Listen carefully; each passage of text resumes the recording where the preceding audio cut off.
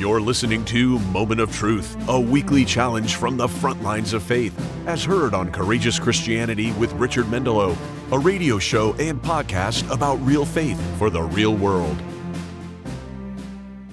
Today, our Moment of Truth comes from John chapter 1, verses 37 and 38, which say, "Two disciples heard him say this, and they followed Jesus.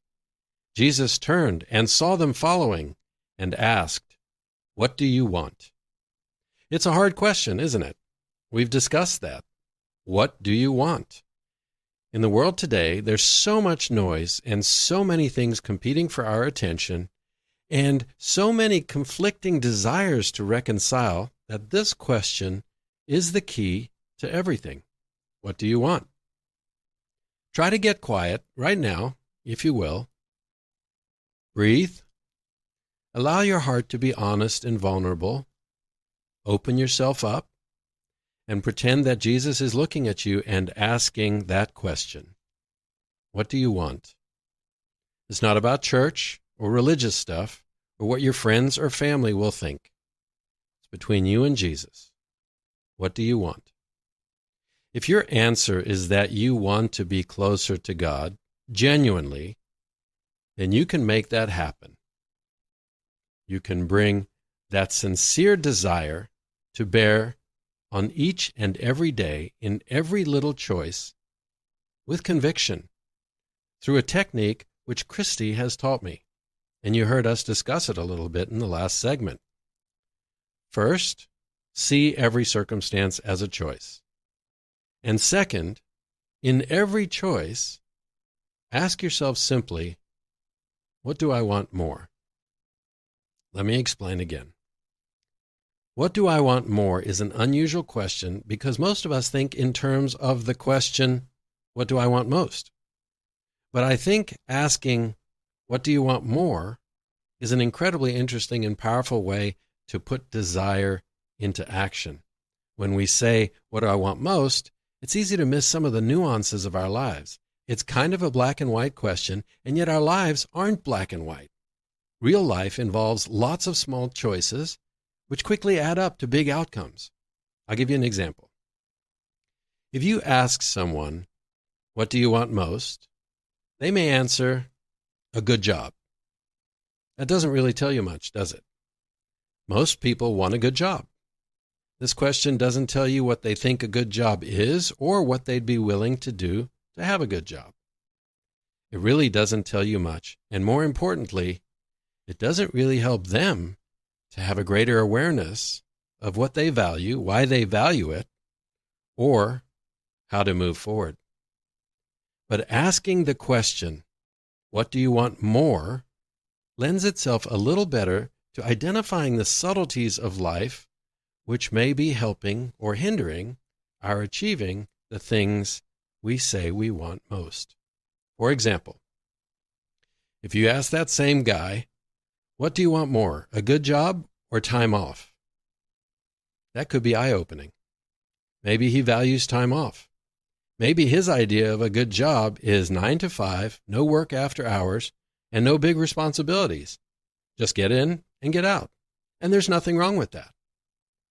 But asking the question this way does give insight into what he's willing to invest of himself in his work and what he's willing to do to get a good job. Okay, maybe this sounds a little bit confusing, so I'll give you an example. Recently, Christy was helping me to figure out what I should do about getting a new car. In making decisions like that, to be quite honest, I tend to go round and round. One day I want a truck, and the next day I want a small economical car. It's dizzying for me, so I can't imagine what it's like to try and help me when what I want from one day to the next can be so different. In the course of our discussion, by asking questions about what I wanted more, Christy helped me to identify what I wanted most in a vehicle by looking at the little areas and the little things that I wanted more. We actually decided that after years of flying loud jets and lots of exposure to explosions and gunfire, what I wanted most was a car that was very quiet. Simply put, I wanted quiet more than I wanted good gas mileage, good value retention, utility, or any other attributes like that. And you may laugh when I say this, but I ended up getting an electric car because they're so quiet, I absolutely love it. Had we not gone through the exercise of asking what I want more, I don't think we would have identified what I wanted most. And so we can sometimes say what we want most, but then it doesn't find its way into our lives and into the things that we're doing from one choice to the next. But if you make it a little easier and say, in this one little situation, what do you want more? Well, then those lots of little choices will add up. And we wouldn't have been able to throw off the noise of my competing concerns. Did you get that? The noise of my competing concerns? To get to the simple root of the matter, which was, I wanted a really quiet car. What I'm leading to is this. As we try to walk out our faith in this world that pulls on us every day, sometimes in the many choices that we face, it's easiest to ask ourselves, what do I want more? And in asking what we want more, we eventually have to get to what we want most and what we're willing to do to get it. For this reason, I believe that this simple question can be helpful as we navigate the many choices that we make each day, which will either lead us closer to or away from God. So, with love in my heart and no judgment, I dare you to answer these questions out loud. Are you comfortable with your current relationship with God, or do you want a more intimate relationship? And if you want a more intimate relationship, let me ask, what do you want more? To read the Bible or to watch TV? And if you want a more intimate relationship, let me ask, what do you want more? Your current friends or friends who will help you to get closer to God? Do you see how this works? It's little by little. By being honest in these little choices, we see what we want most, and the narrow road to God is paved with these little honest answers and the conviction to act that follows.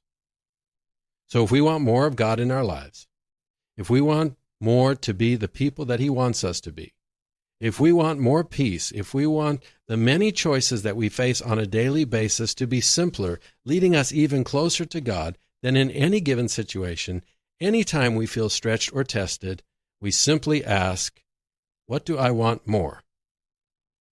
It will be of tremendous value.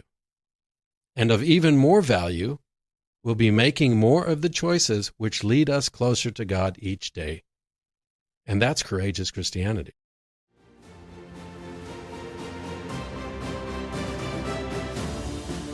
This has been your Moment of Truth.